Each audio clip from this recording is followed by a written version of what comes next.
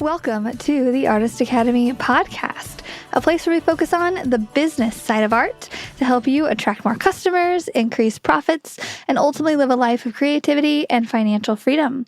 I'm your host, Andrea Earhart, and I want to ask you to raise your hand if you found yourself stuck on the commission Ferris wheel, either right now or recently. I think constantly creating for customers because, money. And then we find ourselves not finding the time to use your art skills to create for ourselves, right? So raise your hand or mentally raise your hand if you're like, yeah, that's me. If it is, you're going to find this subject very relatable, and I want to help you get through this little block. So I've created this thing called the Series 6 Challenge to help jolt myself back into the creativity mode during the late summer weeks. And this is now the third year that I'm going to be doing this challenge because all summer long, I paint for other people, really all year long. And I do commissions. And I think a lot of us do that, especially in the beginning, right? Because you're just trying to make money as an artist. Like, you want this painted? Sure. Yes, whatever. I'll paint this for you. And I think as you get older or you get more into the painting career, you can be a little bit more choosy, but ultimately it's really hard to turn away money, especially mural money, because I have people coming at me being like, I'll pay you a few $1,000s to paint this. And it's like, okay, yeah, sure, whatever. I like to paint. Yeah, I'll paint whatever you want.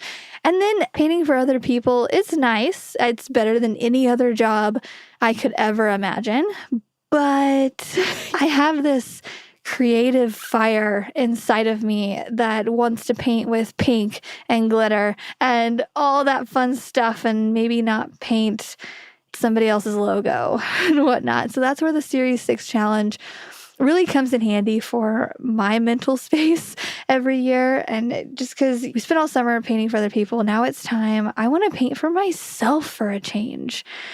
And this also serves two purposes. One, to light that creative spark again, but also in the back of my mind, since I have a very, a business mind and I'm always thinking ahead and all the things, I know that if I start prepping now for the fourth quarter, those holiday sales are going to be so much better and so many more.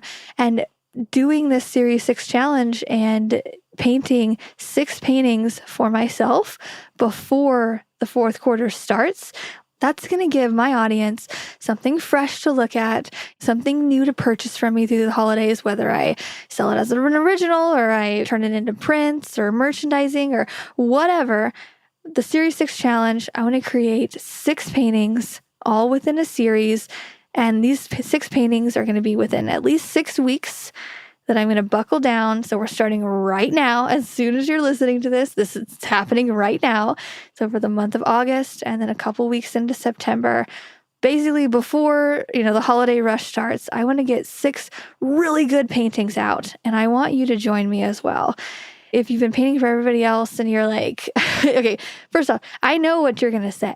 You're going to say, I'm already busy. I have some stuff planned this week and next week and this month and even next month, hopefully, right? Or you could say, I have a full-time job. I can barely do, the commissions that I have on the side. So do I. Right? Like, so do I. I have stuff planned. We have our baby shower coming up. I'm prepping for baby. I'm doing all these podcasts to, get ahead and, batch record and getting all this stuff ready to take 4 months off alone with my baby boy. So I am not only doing baby prep, but I am also painting for other people at the same time. I'm not taking off 6 weeks in order to just solely focus on this challenge. I'm taking maybe a day a week or on the weekends or whenever I can, maybe a couple hours a day to go into the studio and just paint for myself and create 6 paintings because as I'm thinking about it, oh gosh, and this makes me so sad. Like some of my best pieces on canvas that I've ever created that I have sold a bunch of prints with that have done really well were created now 2 years ago. 2 years ago during the last time that I participated in the Series 6 challenge. So last year, I was writing a book called Mural Money. If you haven't read it yet, muralmoney.com. It's very good. If you like this podcast, you'll like the book.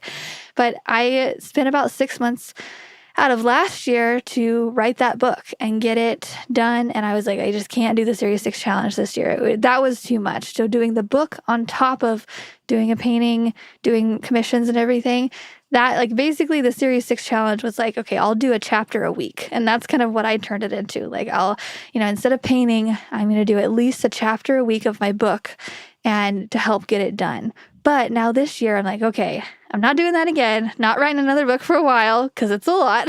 And I want to get back to painting or creating in some way and figuring out, so I did a cloud series with this painting called Glitter Rain. And I have sold more of that Glitter Rain painting of the prints. I've sold more prints of that one than I have of any other time. And that was during our Series 6 challenge.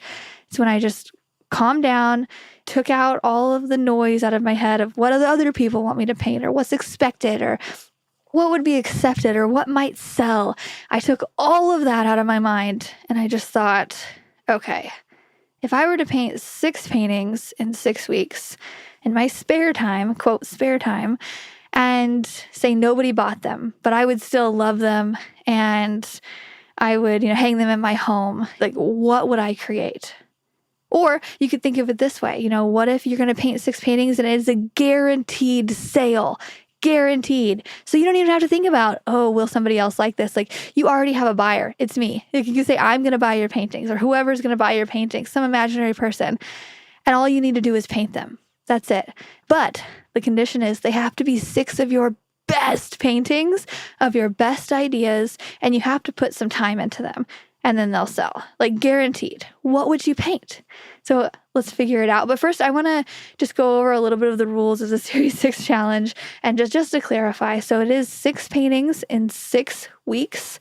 And theoretically, we want to end before the 4th quarter really begins. So in this case, it'll be mid-September, which, it's kind of already started, but all the sales and all of that don't really start until late September, October, November, and December is when it gets really, really heavy with sales. So ending it late September to me is about the right time to start your promotion, get people excited, get things printed out, figure out your printing system and all of that. And it's right when we start our 4th quarter success plan in the Artist Academy. And if you don't know what that is, it's basically a step-by-step system where I help you navigate the holidays and make as much money as possible. And because we all know that, so murals are really big and really hot in the summer, right? Or whenever the weather is best where you are. That's when people ask for outdoor murals. That's the hot time. But November, December, especially, and even October. So I do my yearly sale in October. Those 3 months are huge for income when it comes to prints, when it comes to last minute custom commissions for Christmas, window painting, when it comes to just all these, a good time to buckle down, do the art hustle, and make some money. Because most times during the 4th quarter, I make about, I'd say like 40% of my income for the year during the 4th quarter, which is crazy. This year, I'm having a baby, and hopefully it'll be a Halloween baby. I'm just going to keep putting it out there and hope that this baby is going to come on Halloween. If not, it'll be sometime between Halloween and Thanksgiving.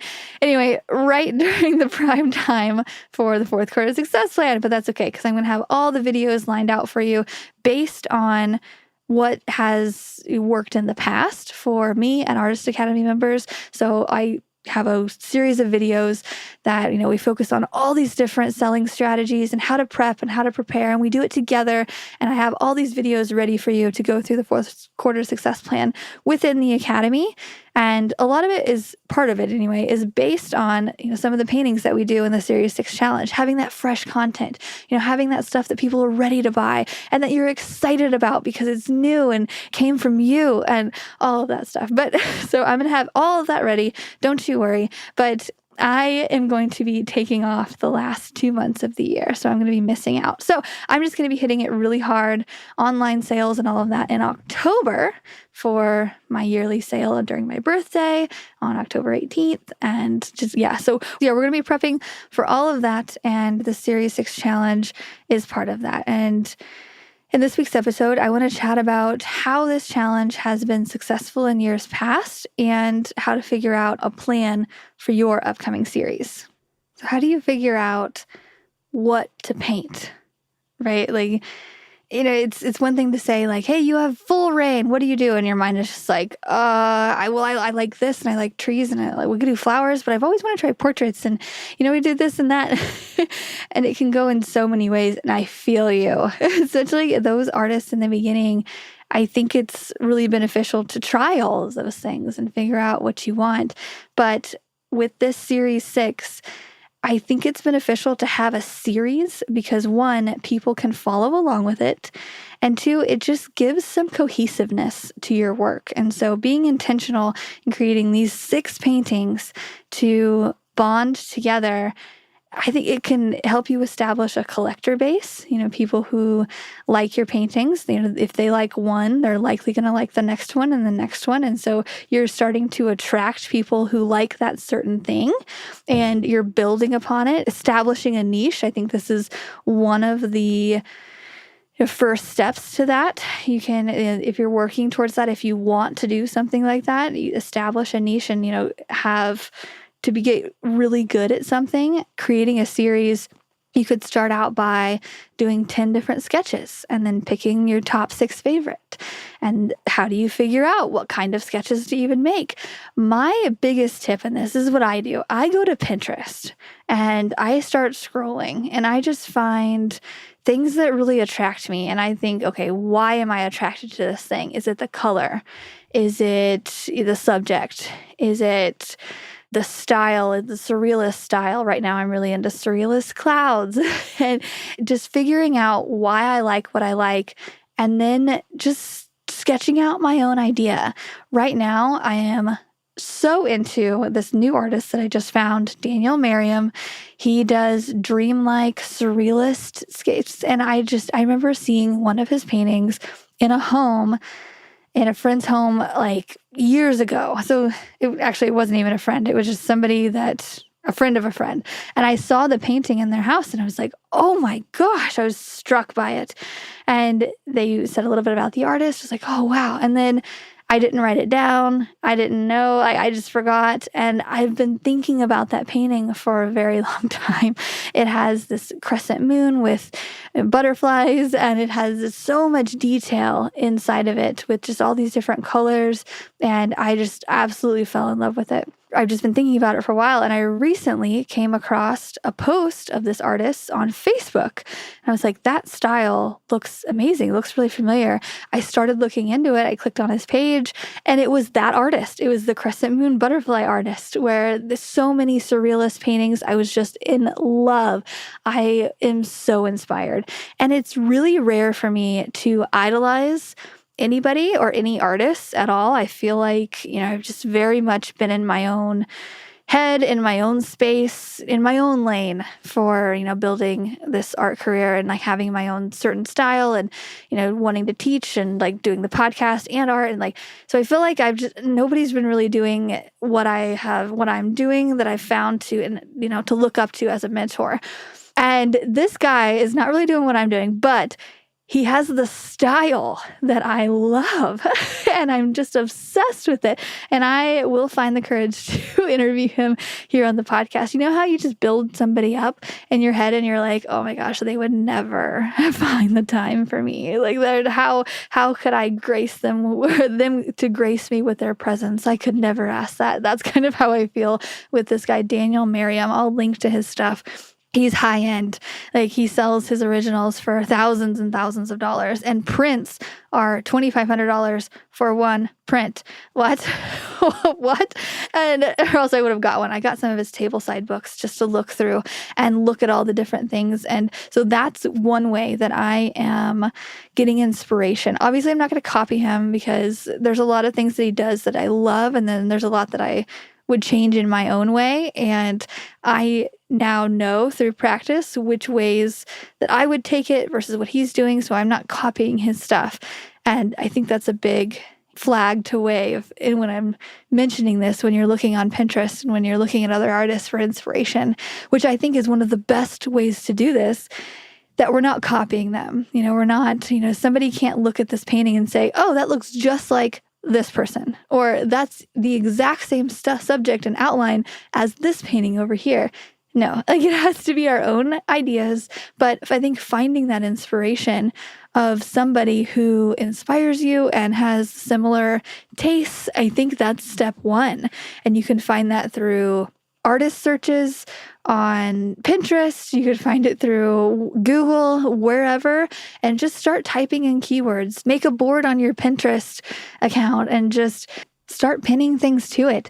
Get a collection, put it out, get a bunch of magazines and get a bunch of colors that you like and put them all together. Then get a bunch of subjects that you like and put them all together. And then figure out a way to, collage it all, like something. Or this is one thing that I like to do. If you have a bunch of different things, you're like, well, I like clouds and I like animals and I like this and I like that, put it on paper and then put them against each other. Say, okay, if I were to paint something today, would it rather be clouds or mountains? Put similar subjects together. Would it rather be animals or portraits? And narrow it down like that. Make yourself choose, because we all like all of these different things, right? But we like one slightly more than the other, but it's hard to differentiate unless you really get specific and really put them up against each other and make yourself decide and make some choices and then be like, okay, I'm going to come back tomorrow and see if I still agree with this. And then come back the next day and see if I still agree with this. And then start some sketches with it and figure out what your series is going to be. And it'll probably evolve. You'll start one thing and you'll start with, like I started with clouds. And I did this glitter rain and it was completely off the wall. I just did, this big cloud and did streaks coming down it with glitter and rain. And since then, I had just been doing animals. And so I was doing animals on clouds. And that was kind of my bridge in the way. And then I just did clouds. And then I started doing animals again. And then you just try it. Different things to where now I don't even want to do animals and clouds. I just want to do a cloud painting and that's okay. And maybe I want to do, so some of my inspiration from Daniel Merriam is I want to do like a giant pink cloud with a door on the cloud and to where you're like, or a bunch of different doors on the clouds to where it's like little homes, like little magical places inside of these clouds. And some of the doors are open and some of them are cracked and you can kind of see in it just a little bit to differentiate, oh, that's a bedroom. Or, oh, that goes into a rainforest or like something. I don't know, just letting my mind go wild and finding out what you like by looking at other artists. I think that's a really good stepping stone to finding out, what style looks good and all of that. But then I want to challenge you because this is what I do. Come back. And once you have that established, like, okay, I'm going to do this style, these colors. Okay. And then ask yourself, how can I make this even weirder? Or how can I make this better? Or how can I make this more unique? Or how can I make this more me? And then keep going with your imagination and just start writing stuff down. Because I had the idea to do like a door in a cloud, but what do I put in that? I don't know. So I step back and I'm like, okay, what's something so off the wall that I could put in there? Like I could do this or I could do that. And so it's a mix of each one. And I think that's how you find your inspiration, partly from looking at other stuff and then partly from just whatever works deep inside of you, whatever really wants to come out. And again, we're not planning on selling these. We're not planning on, making money. This is just whatever you want to do. And then we'll find out how to make money later. I will help you with the 4th quarter success plan. I'll help you sell your art, but I need you to give me something that is so uniquely you, because that's where the magic happens. And this shouldn't be something that's put on your plate that's just supposed to drag you down and be like, oh, it's another thing. This should be fun. Think of it like that. This should be fun to actually paint something that you want to paint.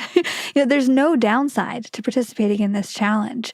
It's like working out. Nobody ever said, man, I really regretted committing to the gym or committing to the studio for an extra hour today. And we all have an extra hour. We just need to figure out where we can pull from. Mine is scrolling on Instagram or scrolling on social media in general. If I just pulled away from there for an hour a day, that's a whole hour in the studio that I could contribute to my own creativity and get this stuff done. And we all have those little spots. So be honest with yourself. You probably do have time for it. You're just watching Netflix, which is okay to do. But if there's ever a time to hustle down and really focus on your art career, it is the fourth quarter, which is coming up with the fourth quarter success plan and all of the things that we're doing inside of the academy. But this is the prep time for it. This is the stuff that you can do in order to prep. Because if you're standing there December 1st and you're like, how do I make that extra money? I don't have as much stuff coming in. You're going to look back to August and be like, I should have just painted a few things. And then I could be selling my art on merchandise or doing that. And I'll teach you how to do all of that later. But let's focus on the Series 6 challenge right now. I would love to invite you to do it with me. How do you do that? So you can go to artistacademy.co/challenge, artistacademy.co/challenge. There's a link here in the notes and you can go and you can subscribe and you'll get a bunch of email notes and just to see how all the other participants are participating in it. I'm going to do a weekly blast where I show everybody's progress and if you've painted something that week, I'm going to show it to all of the subscribers on there.